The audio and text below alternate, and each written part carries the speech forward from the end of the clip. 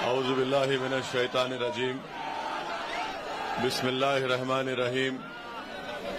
السلام علیکم ورحمۃ اللہ وبرکاتہ۔ معزز حاضرین اکرام، میری عزتدار ماں اور بہنوں، میرے غیور نوجوان ساتھیوں، میں آپ تمام کا دل کی گہرائیوں سے آج کے اس انتخابی جلسے میں آپ تمام کی تشریف آوری، آپ تمام کی موجودگی کا میں شکریہ ادا کرتا ہوں کہ آپ نے اپنا قیمتی وقت نکال کر آج کے اس مجلس اتحاد المسلمین کے انتخابی جلسے میں شرکت کی، اور یقیناً آپ کا یہاں پر ہزاروں کی تعداد میں جمع ہونا اس بات کا پیغام دیتا ہے کہ انشاءاللہ تعالی کھنڈوا میں اور مدھیہ پردیش میں انشاءاللہ تعالی ایک نیا سیاسی انقلاب لکھایا جائے گا۔ آپ اس پردیش میں، کھنڈوا میں، برہانپور میں، بھوپال میں، ان مقامات پر، سیندھوا میں آپ مجلس اتحاد المسلمین کی اور آپ کی ایک سیاسی لیڈرشپ کو بنائیے، اور میری اس بات کو یاد رکھیے کہ جب تک آپ اپنی سیاسی لیڈرشپ کو نہیں بنائیں گے، آپ اپنے مسائل کو حل نہیں کروا سکتے۔ کسی قوم کے لیے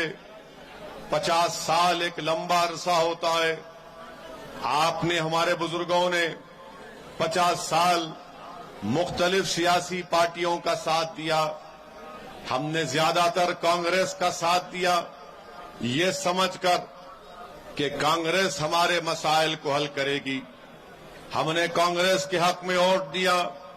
یہ امید پر کہ ہمارے عبادت گاہوں کی حفاظت ہوگی۔ ہم نے یہ سوچ کر کانگریس پارٹی کی تائید کی کہ وہ فرقہ پرستی کے زہر کو بڑھنے سے روکے گی۔ آپ کے، ہمارے بزرگوں نے مختلف سیاسی پارٹیوں کا ساتھ دیا یہ سوچ کر کہ ہمارے معصوم بچے اور بچیوں کے لیے تعلیم کا انتظام کیا جائے گا،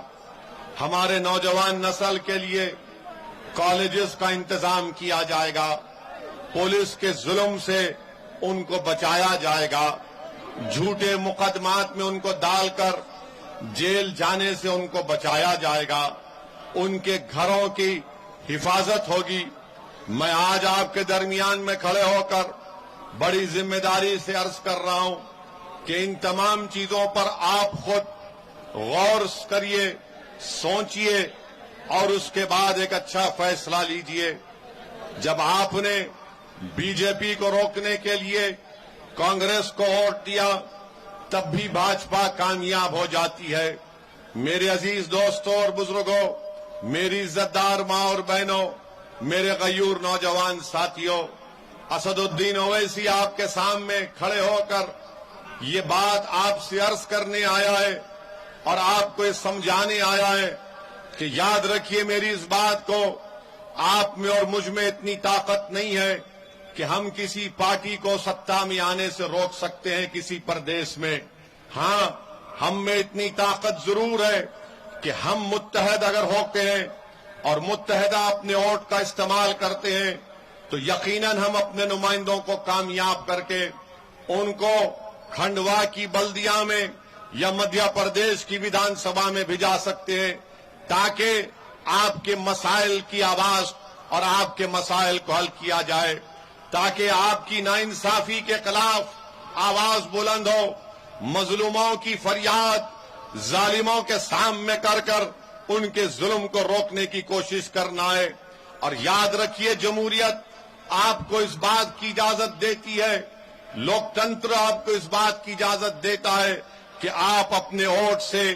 اپنی پارٹی کے کینڈیڈیٹس کو، پرتیاکشی کو، امیدواروں کو کامیاب کر سکے۔ کل تک مجلس مدھیہ پردیش میں آپ کے درمیان میں نہیں تھی تو آپ کو حالت مجبوری میں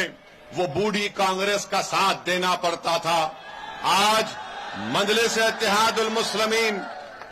آپ کے درمیان میں ہے اور مجلس اتحاد المسلمین مدھیہ پردیش کی سیاست کو وہ کانگریس بنام بی جے پی نہیں چلنے دے گی۔ مجھے پورا یقین ہے کہ مدھیہ پردیش کی سیاست میں ایک تیسرے وکلپ کا یہاں پر ایک بہت بڑا سکوپ ہے، میدان ہے، اور مجلس اتحاد المسلمین انشاءاللہ تعالی آنے والے وقت میں مدھیہ پردیش کی سیاست میں ایک تیسری طاقت بن کر ابھرے گی۔ میرے عزیز دوستوں، میری عزت دار ماں اور بہنوں، میں آپ سے عرض کرنے آیا ہوں کہ آج آپ خود میری ان باتوں پر غور کریے اور اس سننے کے بعد ایک اچھا فیصلہ آپ لیجئے۔ آپ مجھ سے بہتر جانتے ہیں کہ مدھیہ پردیش میں آپ پہلی جماعت سے 12ویں جماعت میں کتنے بچے اسکول میں زیر تعلیم ہیں، تو گورنمنٹ کے اعداد و شمار اور ڈیٹا یہ بتاتا ہے کہ 1,60,00,000 کے قریب بچے اور بچیاں فرسٹ کلاس سے 12ویں جماعت میں انرولڈ ہیں۔ میں پوچھنا چاہتا ہوں بھاجپا کے لوگوں سے، میں پوچھنا چاہتا ہوں مدھیہ پردیش کے مکھیہ منتری سے، میں جاننا چاہتا ہوں کانگریس کے کمل ناتھ سے کہ آپ مجھ پر تو انگلیاں اٹھاتے ہیں، مجھ پر الزام لگاتے ہیں۔ بھارت میں اگر کسی سیاستدان پر سب سے زیادہ اگر کسی پر الزام لگایا جاتا ہے تو اس کا نام اسد الدین اویسی ہے۔ مجھے ان الزامات کی پرواہ نہیں ہے، آپ اور الزام لگاؤ، بلکہ الزام لگانے کی آپ کی مشنری میں اور اضافہ کر دو، مگر میں جو سوال کر رہا ہوں، اگر مدھیہ پردیش میں پہلی جماعت سے 12ویں جماعت تک 1,60,00,000 بچے انرولڈ ہیں، تو بتاؤ اس میں مسلم الپ سنکھیک سماج کا، مسلم اقلیت کا کتنا پرسنٹیج ہے؟ تو آپ کو جان کر حیرت ہوگی کہ اس میں مسلمان کا پرسنٹیج کتنا نکلتا ہے۔ آپ خود یقین نہیں کریں گے کہ مسلم انرولمنٹ اگر 7% آبادی ہے